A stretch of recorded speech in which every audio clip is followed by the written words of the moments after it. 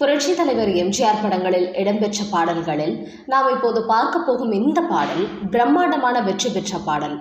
இந்த பாடல் பின்னணியில் நிறைய சுவாரஸ்யங்கள் இருக்கிறது. அப்படி என்ன சுவாரஸ்யம்? வாங்க பார்க்கலாம். 1975 வெளிவந்த இந்த படம் நீண்ட நாள் தயாரிக்கப்படுகிறது. ஆனால் பாடல்களோ இசை தட்டுகளில் வெளியிடப்பட்டு விட்டது. 3 வருடங்கள் தயாரிப்பில் இருந்ததால் பாடல்கள் பட்டி தொட்டி எங்கும் பட்டையை கிளப்பியது.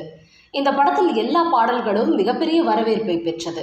ஆனால் ஒரு பாடல் மட்டும் எம்ஜிஆர் அவர்கள் கவனம் செலுத்தி அந்த பாடல் மூலம் தன்னை எதிரியாக நினைக்கும் அந்த அரசியல் சக்திக்கு பாடம் சொல்வது போல் அமைக்க வேண்டும் என்று எண்ணினார். இசையமைப்பாளர் MS விஸ்வநாதனை அழைத்து, இந்த பாடல் மூலம் நான் ஒருவருக்கு பதில் சொல்ல வேண்டியிருக்கும், அப்படி ஒரு பாடலாக இந்த பாடல் இருக்க வேண்டும், இந்த பாடலை டியூன் போட்டு கொடுங்கள், யார் எழுதினால் நன்றாக இருக்கும் என்று நான் சொல்கிறேன் என்றார். எம்ஜிஆரின் ஆலோசனைப்படி அந்த டியூனை கவிஞர் வாலிக்கு முதலில் அனுப்பினார் MS விஸ்வநாதன். பாடல் வரிகள் நன்றாக இருந்தது. ஆனாலும் எம்ஜிஆருக்கு அதில் ஏதோ ஒரு குறை இருப்பது போல் தோன்றியதால், சரி, இதே டியூனை கவிஞர் கண்ணதாசனுக்கு அனுப்புங்கள் என்றார். அந்த டியூன் கவிஞர் கண்ணதாசனுக்கு போனது. கண்ணதாசன் அந்த டியூனுக்கு பாடல் வரிகள் எழுதினார். அந்த வரிகளை எம்ஜிஆர் பார்த்தார். ஆனால் அதுவும் எம்ஜிஆருக்கு திருப்தியாக இல்லை.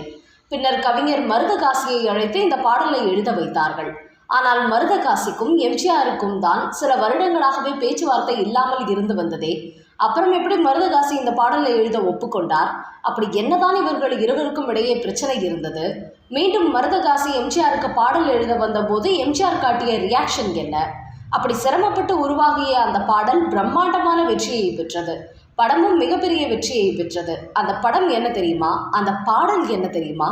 வாங்க இந்த வீடியோவில் பார்க்கலாம். எம்ஜிஆர் நடித்த முக்கியமான படங்களில் ஒன்று நினைத்ததை முடிப்பவன்.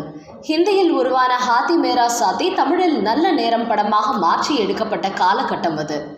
பல்லாண்டு வாழ்க போன்ற படங்களும் ஹிந்தியிலிருந்து ரீமேக் செய்யப்பட்டன. ஹிந்தி படங்களை தமிழில் ரீமேக் செய்து வெளியான எம்ஜிஆர் பட வரிசையில் ராஜேஷ் கண்ணா நடித்து பிரபலமாக ஓடிய சச்சா ஜூதா என்கிற படத்தின் தமிழ் ரீமேக் தான் நினைத்ததை முடிப்பவன். அந்த படத்திற்கு முதலில் வைத்த பெயர் உண்மையும் பொய்யும். ஆனால் எம்ஜிஆர் இந்த பெயர் பாசிட்டிவாக இல்லை என்று நினைத்ததை முடிப்பவன் என்று பெயர் வைத்தார். எம்ஜிஆர் எப்பொழுதுமே இளைஞர்களை பற்றி சிந்தித்து கொண்டே இருப்பார். இந்த படத்தில் மது குடிப்பது போல் இருக்கும், ஆனால் குடிக்க மாட்டார். சிகரெட் குடிப்பது போல் இருக்கும், குடிக்க மாட்டார். இன்னொரு எம்ஜிஆர் வந்து அடித்து, என் உருவத்தில் இருப்பவர் கூட சிகரெட் குடிக்கக்கூடாது என்று சொல்லி தடுத்து விடுவார். அப்படி தன் படங்களின் மூலம் இளைஞர்கள் கெட்டுவிடக்கூடாது என்று நினைத்தவர் எம்ஜிஆர். அண்ணன் தங்கை பாசத்தை வைத்து எடுக்கப்பட்ட படம் என்றால் எம்ஜிஆருக்கு சொல்லியா தரணும்? சும்மா பின்னி விட்டார். எம்ஜிஆரின் தங்கையாக தேசிய விருது பெற்ற சாரதா நடித்திருப்பார். பூமழை தூவி பாடல் அவ்வப்போது வரும். கடைசியில் எம்ஜிஆரை தேடும்போது அவர் மணமக்களை பார்த்து பாடும் காட்சியில் அவரை தேடி சாரதா அலைவது உருக்கமாக இருக்கும். TMS குரலில் ஹிந்தியில் வராத புது டியூனாக MSV போட்டிருப்பார். இன்றளவும் ரசிக்கப்படும் பாடலாக அது இருந்தது. ஆனால் எம்ஜிஆர் இந்த படத்தில் தனது எதிரிக்கு சொல்ல வேண்டிய விஷயத்தை அற்புதமாக சொல்லும் விதமாக ஒரு பாடல் தேவைப்பட்டது.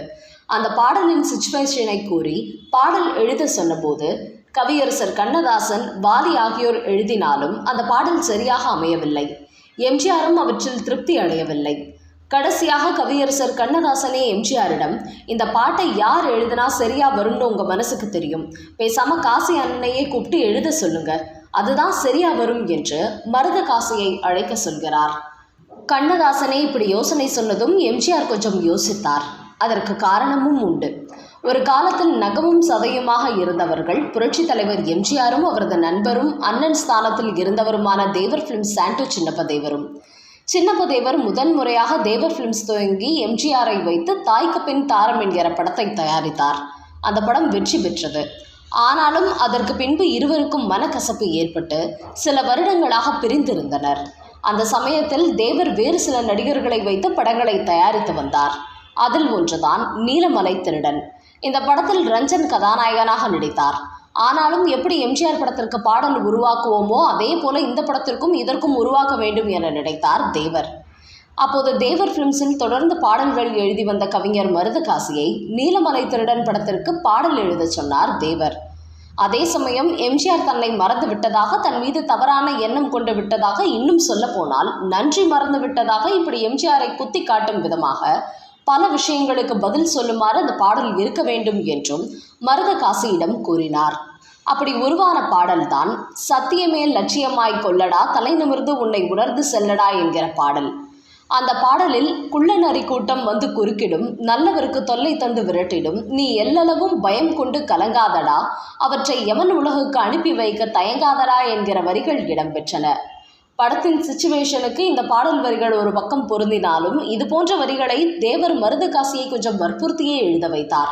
அதனால் வேறு வழியின்றி கட்டாயத்திற்காக இந்த பாடல் வரிகளை எழுதினார் மருதகாசி.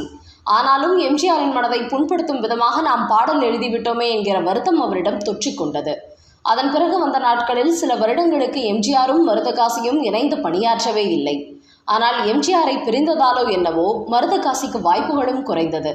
பொருளாதார ரீதியாக சரிவையும் சந்தித்தார். அவருக்கு ஏற்கனவே 9 பிள்ளைகள். அவர்கள் அனைவரையும் வளர்க்க பெரும் பாடுபட்டார்.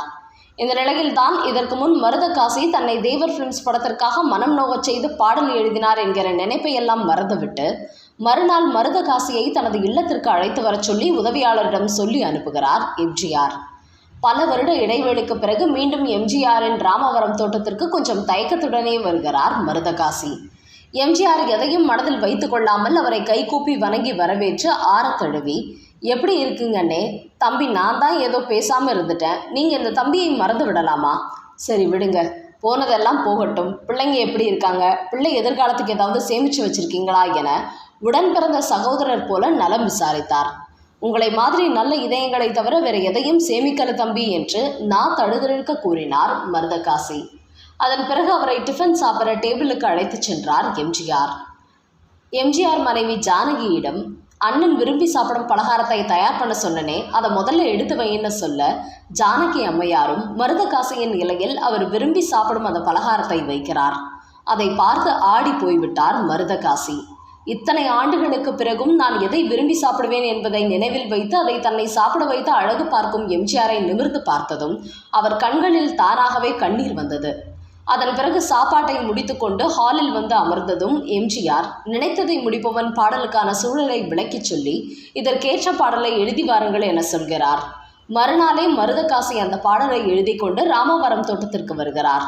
அந்த பாடல்தான் கண்ணை நம்பாதே உன்னை ஏமாற்றும் என்கிற பாடல். ஏனென்றால் காலமெல்லாம் ஒரு கட்சிக்காக உழைத்தவர் எம்ஜிஆர். அந்த கட்சி அமைக்க முக்கியமான காரணம் எம்ஜிஆர் அவர்கள்தான். ஆனால் அவரையே தூக்கி எறிந்து வெளியே போகச் சொன்ன அந்த கட்சிக்கு இந்த பாடல் மூலம் உணர்த்ததான் எம்ஜிஆர் இந்த பாடலை உருவாக்க சொன்னார்.